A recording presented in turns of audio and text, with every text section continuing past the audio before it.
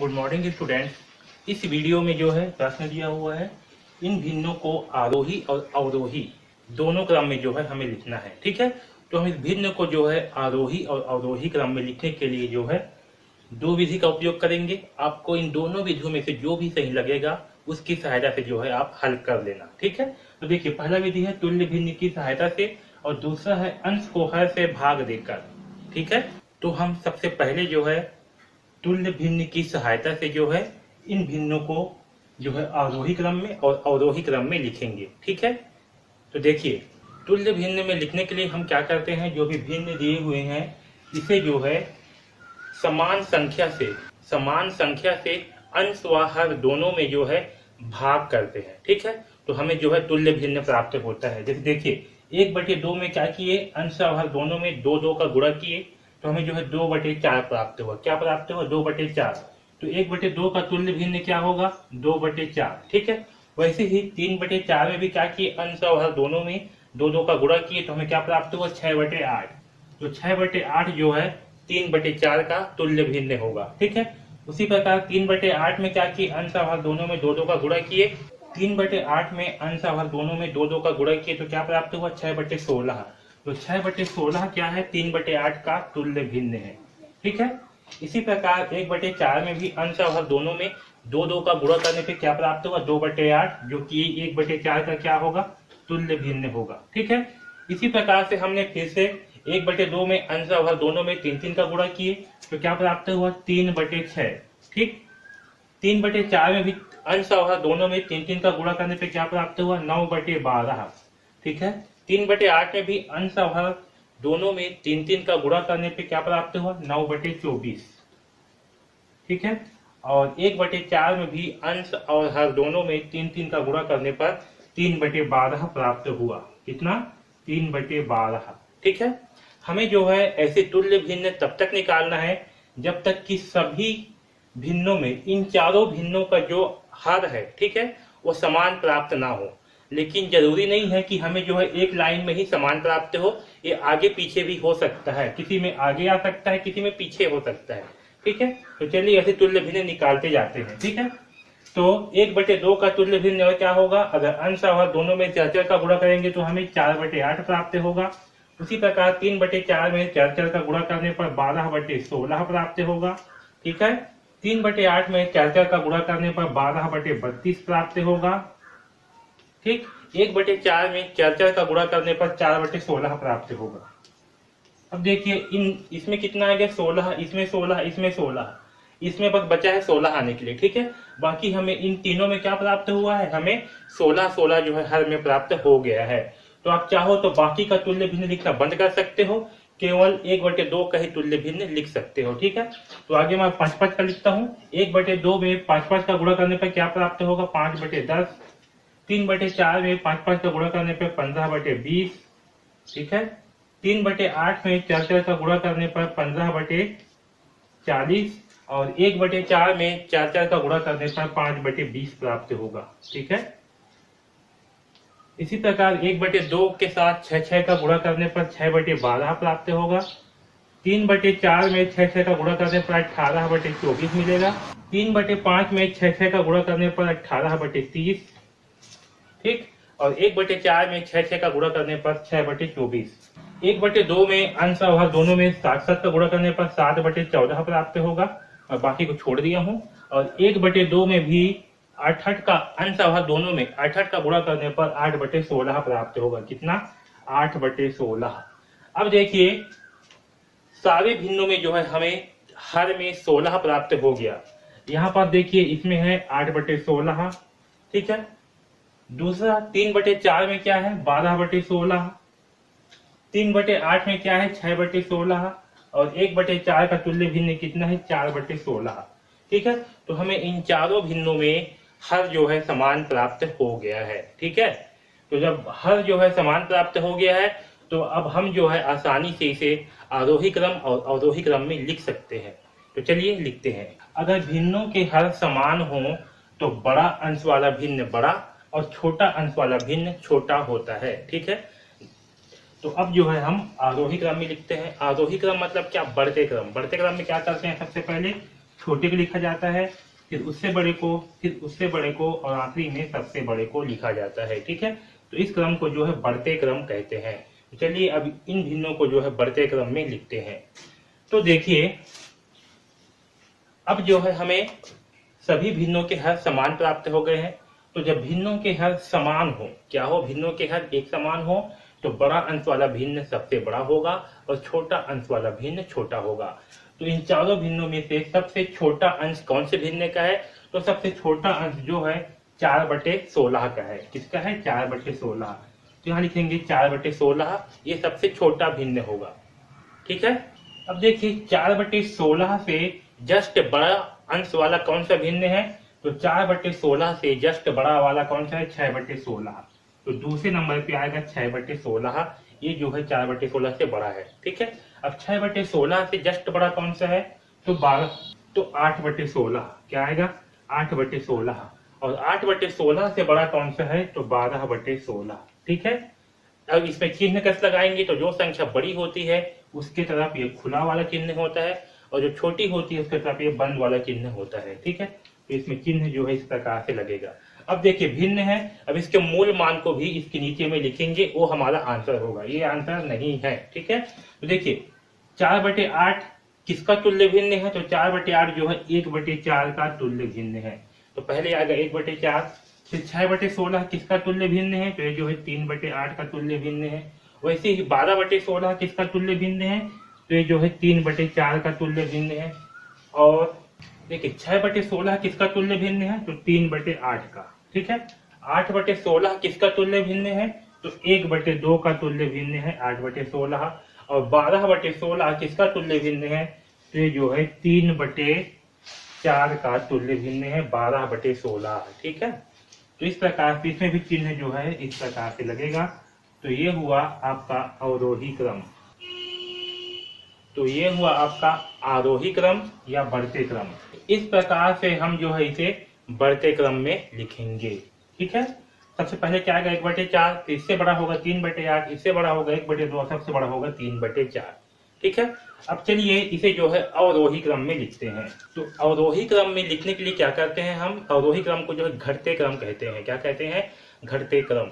इसमें जो है सबसे पहले बड़ी संख्या को लिखा जाता है, इसके बाद इससे जस्ट छोटी संख्या को, फिर उससे छोटी संख्या को, आखिरी में जो है सबसे छोटी संख्या को लिखा जाता है। इस क्रम को जो है घटते क्रम कहते हैं। क्या कहते हैं? घटते क्रम। तो चलिए इसे जो है अब अवरोही क्रम में या घटते क्रम में लिखते हैं। तो देखिए सबसे बड़ी भिन्न कौन सा है?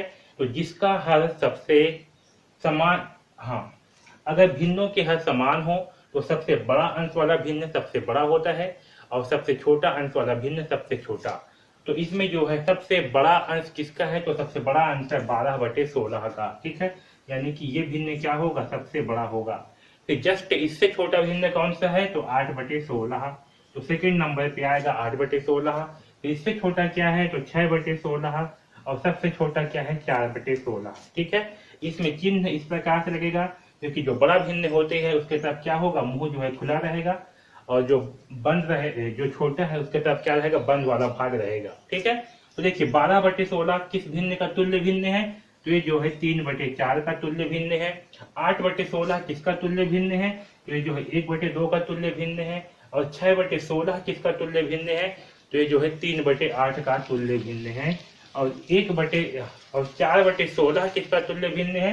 तो 4/16 जो है 1/4 का तुल्य भिन्न है। ठीक, तो यहाँ भी चिन्ह इस प्रकार से लगेगा।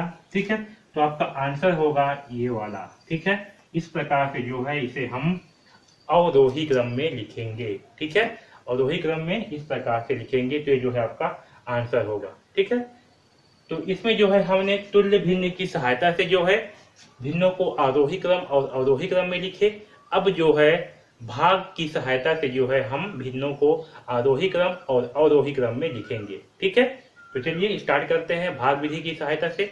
देखिए यहाँ पास जो है दूसरा प्रश्न दिया हुआ है 5/6, 1/3, 3/4 और 3/8। इसे जो है इस भिन्न को आरोही और अवरोही क्रम में लिखना है। ठीक है, तो हम आरोही और अवरोही क्रम में लिखने के लिए क्या करेंगे? सबसे पहले जो है इनका तुल्य भिन्न निकालेंगे और तब तक तुल्य भिन्न निकालेंगे जब तक कि इन चारों भिन्नों में हर जो है समान ना हो जाए। ठीक है, जब हर जो है समान हो जाएगा उसके बाद जो है हम आपस में तुलना करके जो है इसे आरोही क्रम और अवरोही क्रम में लिखेंगे। तो तुल्य भिन्न निकालने के लिए हम क्या करते हैं, जो भी भिन्न दिया हुआ है इन भिन्नों में अंश और हर दोनों में समान संख्या से गुणा करते हैं। ठीक है, तो 5/6 में 2 अंश और हर दोनों में 2 से गुणा करने पे क्या प्राप्त होगा, 10/12, जो कि इसका तुल्य भिन्न होगा। ठीक, इसी प्रकार से 1/3 में अंश और हर दोनों में 2 का गुणा करने पे क्या प्राप्त होगा, 2/6।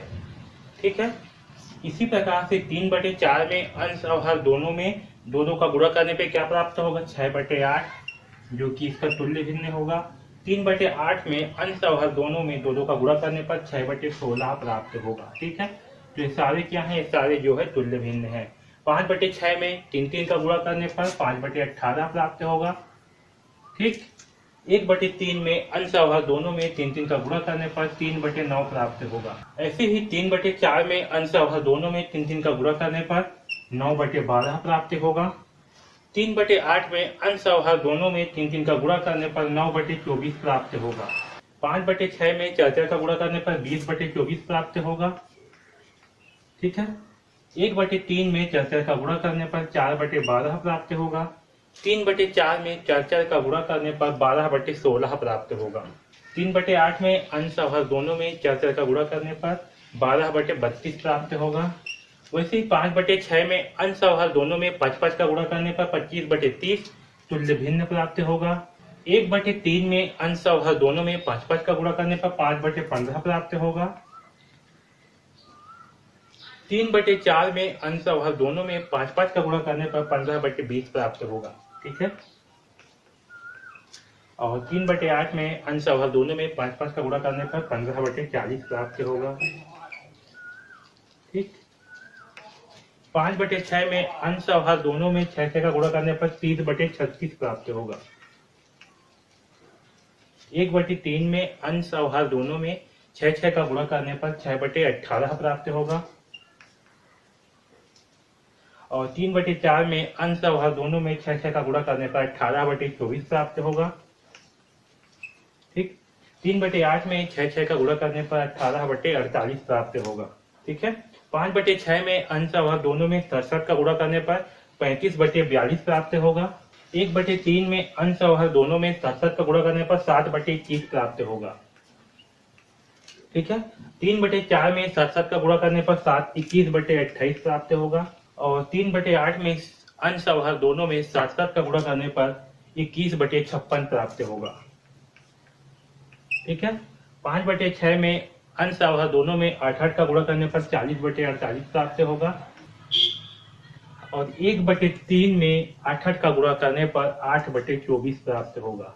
ठीक है, अब देखिए यहाँ पर सबसे इंपॉर्टेंट, हमें जो है चारों भिन्नों के हर में 24 प्राप्त हुआ है। क्या प्राप्त हुआ है, 24। देखिए इसमें पहला भिन्न में क्या प्राप्त हुआ, 20/24, दूसरा भिन्न में 8/24, तीसरा भिन्न में 18/24 और चौथा भिन्न में जो है 9/24 प्राप्त हुआ है। ठीक है, तो हमें जो है चारों भिन्नों के हर समान प्राप्त हो चुके हैं। अब जो है आगे हम इसे आरोही क्रम या अवरोही क्रम में लिखेंगे। ठीक है, अब ध्यान दीजिए, जब भिन्नों के हर समान हो तो बड़ा अंश वाला भिन्न बड़ा होता है और छोटा अंश वाला भिन्न छोटा होता है। ठीक है, कब, जब भिन्नों के हर जो है समान हो तो जिसका अंश जो है बड़ा होगा वो वाला भिन्न क्या होगा, आपका बड़ा भिन्न होगा, और जिसका अंश छोटा होगा वो भिन्न जो है छोटा भिन्न होगा। ठीक है, तो चलिए इसे जो है अब आरोही क्रम में और अवरोही क्रम में लिखते हैं। तो देखिए आरोही क्रम क्या होता है, आरोही क्रम में यानी कि बढ़ते क्रम, तो इसमें जो है सबसे पहले छोटा को लिखा जाता है, फिर उससे बड़ा को, फिर उससे बड़ा को, और आखिरी में जो है सबसे बड़ा को लिखा जाता है। इस क्रम को जो है आरोही क्रम या बढ़ते क्रम कहते हैं। ठीक है, और जिस क्रम में सबसे पहले बड़ा को लिखा जाता है, फिर उससे छोटा को, फिर उससे छोटा को और उससे छोटा को, इस क्रम को अवरोही क्रम या घटते क्रम कहते हैं। ठीक है, तो यहाँ पास जो है भिन्न है, इसे जो है हम दोनों ही क्रम में लिखेंगे। ठीक, तो सबसे पहले लिखते हैं आरोही क्रम में। आरोही क्रम में क्या करेंगे, सबसे पहले जो है छोटा भिन्न को लिखेंगे। तो देखिए इन चारों में से सबसे छोटा कौन सा है? तो सबसे छोटा है 8/24, क्योंकि 8 क्या है? सबसे छोटा अंश वाला भिन्न है। तो 8/24 क्या होगा? सबसे छोटा होगा। तो अवरोही क्रम में लिखते समय 8/24 को सबसे पहले लिखेंगे, ठीक है। फिर इससे बड़ा संख्या क्या है? तो इससे बड़ा है 9/24। क्या है? 9/24। 9/24 से बड़ा क्या है? तो 9/24 से बड़ा होगा 18/24। तो तीसरे नंबर पे आएगा 18/24। और 18/24 से बड़ा क्या होगा? 20/24। ठीक, 20/24। इसमें चिन्ह कैसे लगेंगे? तो चिन्ह जो है इस प्रकार से लगेंगे। जो बड़ा भिन्न है उसके तरफ खुला वाला भाग रहेगा और छोटा भिन्न की ओर बंद वाला भाग रहेगा, ठीक है।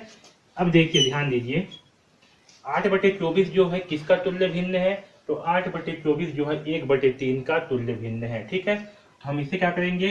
8/24 है, इसे जो है 1/3 लिखेंगे। क्या लिखेंगे? 1/3, ठीक है। चलिए इसे मैं नीचे में लिख देता हूँ ताकि आपको अच्छे ढंग से समझ में आए, ठीक। तो 8/24 किसका तुल्य भिन्न है? 1/3 का। तो यहाँ 1/3। 9/24 किसका तुल्य भिन्न है? तो 9/24 जो है 3/8 का तुल्य भिन्न है। और 18/24 किसका तुल्य भिन्न है?